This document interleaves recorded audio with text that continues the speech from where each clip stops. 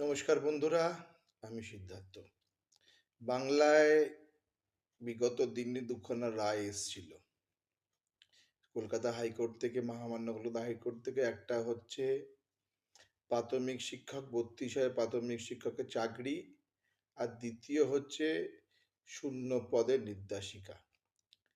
আপনারা জানেন যে ৩২,০০০ অবৈধ প্রাইমারি টিচারদের নিয়োগ হয়েছিল টাকার টাকার মাধ্যমে। সেই রায়টা সেই রায়টা কলকাতা হাইকোর্টের থেকে কন্টিনিউটি করা হয়েছে ও তাদের চাকরি থেকে বরখাস্ত করা হয়নি। এর আগে যে এসএসসিতে যেটা হয়েছিল, সেকেন্ডারি সিনিয়র সেকেন্ডারি, সেখানে ক্যান্সেল হয়েছিল, কিন্তু এদের ক্যান্সেল হয়নি। এদের ৯ বছরের জবের জন্য, কন্টিনিউটির জন্য এদের চাকরিটা থেকে গেছে। কিন্তু দ্বিতীয় হচ্ছে শূন্য পদ যেটা করেছিল, মানে কর্মশিক্ষা ও শরীর শিক্ষা নিয়োগ রায় যেটা ছিল কলকাতা হাইকোর্টে, সেটা খারিজ হয়ে গেছে। মানে রাজ্য সরকার আর কর্মশিক্ষা ও শরীর শিক্ষা নিয়োগ রায় করতে পারবে না।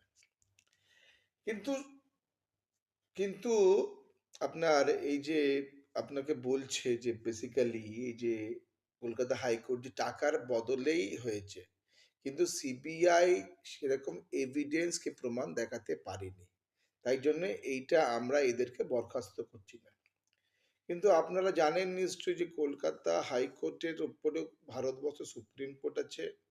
ও এই রায়টাকে নিশ্চয়ই কোনো চ্যালেঞ্জ হবে কলকাতা সুপ্রিম কোর্টে, ও এই রায়টা বরখাস্ত হয়ে যাবে। কারণ টাকার বদলে চাকরি, এটা আইন সিদ্ধ না, এটা হচ্ছে দুর্নীতি। আর এই দুর্নীতি যারা করেছে, টাকার বদলে চাকরি যা দুর্নীতি, তাদের কঠোর থেকে কঠোর শাস্তি পাওয়া উচিত, সবারই মনে হয় এটাকে। যোগ্যদের বাদ দিয়ে অযোগ্যরা চাকরি পেয়েছে।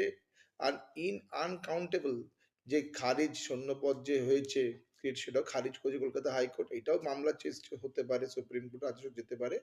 কিন্তু এখন সামনে নির্বাচন বলে আর এটা যাবে কিনা সন্দেহ আছে রাজ্য সরকার। কিন্তু এটা সত্যি ঘটনা যে টাকার বদলে চাকরি দেওয়া হয়েছে, আর টাকা নিয়েই চাকরি দেওয়া হয়েছে। এটা একটা বিশাল বড় দুর্নীতি। Is a one of the crime of Indian political history of governments. অনেক রাজ্যেও হয়েছে এইগুলো, ক্যাশ ফর জব বলি আমরা। তো কিন্তু রাজ্য সরকার এটা করেছে। আর এগুলো তথ্য প্রমাণ দিয়ে সিবিআই দিয়ে কঠিন শাস্তি হওয়া উচিত, যারা এই ধরনের টাকা নিয়ে প্রাথমিক টিচার কিংবা সেকেন্ডারি টিচারকে নিয়োগ করেছে। এদের দুর্নীতি কঠোর থেকে কঠোর শাস্তি হওয়া উচিত। ধন্যবাদ। Thank you very much.